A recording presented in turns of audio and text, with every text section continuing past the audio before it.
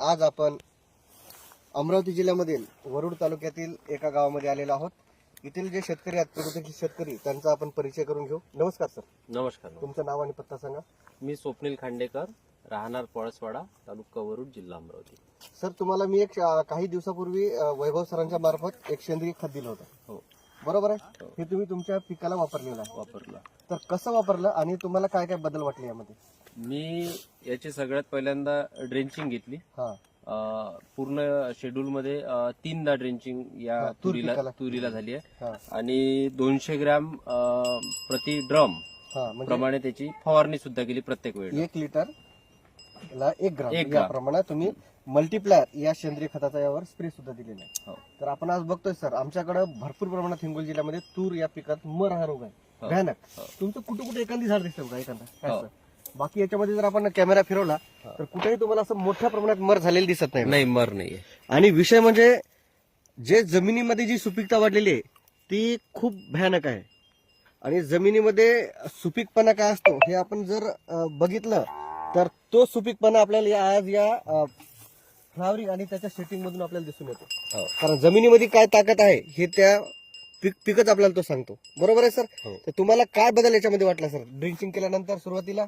या वर्षी या तुरीला एकही खताचा डोस दिला नाही. म्हणजे विना खतात फक्त बिना. 3 वेळेस मल्टीप्लायर दिलं. आणि Multiplier. तुम्ही याच्या किती स्प्रे झालेत आतापर्यंत?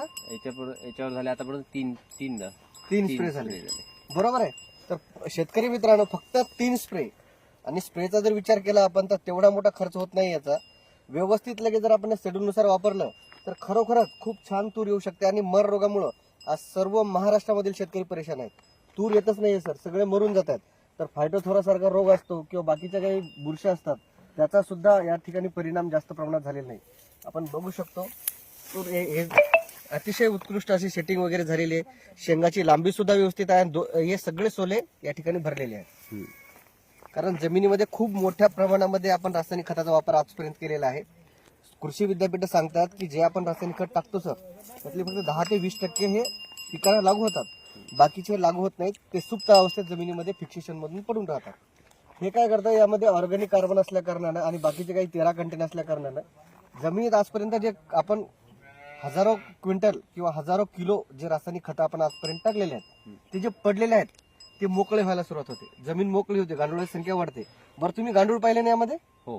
तुम्हाला काय अनुभव आला? किती वर्षानंतर गांडूळ दिसले यामध्ये? पहिल्यांदाच दिसले. पहिल्यांदा दिसले. सर, गांडूळ एक असा प्राणी आहे, यांनी गांडूळ ऍक्टिव्ह होतात 8 ते 10 दिवसामध्ये. तो जमिनीमधून जेव्हा वर येतो तेव्हा तो काडी कचरा काही पण खात वर येतो. आणि त्यानंतर तो त्या ठिकाणी जी त्याची विष्ठा असते त्याला आपण काय म्हणतो, गांडूळ खत. त्या गांडूळ खतामध्ये सगळ्या प्रकारचे न्यूट्रिशन्स, NPK म्हणजे युरिया, DAP, पोटॅश सगळेच घटक असतात. त्यामुळे नॅचरली सर्व घटक आपल्या पिकाला उपलब्ध होतात. त्यामुळे जमीन पण सुपीक होते आणि चांगल्या प्रकारचं सकस असं अन्न आपल्याला खायला त्या माध्यमातून मिळू शकते. कारण आरोग्य आपण विकत घेऊ शकत नाही सर. आज लाखो रुपये आपल्या आरोग्यावर म्हणजे रोगावर आपण खर्च करतो दवाखान्यामध्ये. ही काळाची गरज आहे की आपण सगळ्यांनी ऑर्गॅनिक शेतीकडे वळायला पाहिजे. आणि सेंद्रिय जर अशा प्रकारचे रिझल्ट एक्सलंट मिळत असतील लवकरात लवकर, शेणखत टाकल्यावर 2-3 वर्ष लागतात रिझल्ट यायला. बरोबर आहे की नाही सर? हो. पण असं 1 किलो घ्या आणि एकरला टाका, सोपं आहे ना टाकायला, पण तेवढं अवघड पण नाही. त्यात ट्रॉली भरून शेणखत आणा, ते वापरा, कठीण जाते थोडं. आता त्या प्रमाणाचं आपल्या शेणखत सुद्धा उपलब्ध होत नाहीये. तर तुम्हाला काय वाटतं सर, चांगलं आहे? एकदम चांगलं रिझल्ट आहे. आणि वापरायला पण सोयीस्कर आहे. सोयीस्कर. बरं, किंमत अशी जास्त आहे का की 1 एकरचा विचार केला 1 किलोचा तर आपण नाही, 750 रुपये. 750 रुपयामध्ये 1 एकर आपलं होतंय. बरोबर आहे. असे 3 डोस दिल्यानंतर तूर हे पीक अतिशय उत्कृष्ट असं भरलेलं आहे. बघा, आपण कोणी म्हणतात सर साईडचं एक झाड दाखवलेलं आहे, आपण जर आतमध्ये बघितलं तर एकदम झकास अशी तूर आलेली आहे. चालता येत नाही अशा पद्धतीने ही तूर झालेली आहे. रिटर्न करा. तर सरांनो नमस्कार, धन्यवाद. सर, इतर शेतकऱ्यासाठी काय सांगू शकताय? इतर शेतकऱ्यासाठी काय सांगू शकता तुम्ही? संदेश काय देऊ शकता? इतर शेतकऱ्यांनी सुद्धा या मल्टीप्लायरचा वापर करून पाहायला हरकत नाहीये. मी रिझल्ट घेतले आहे.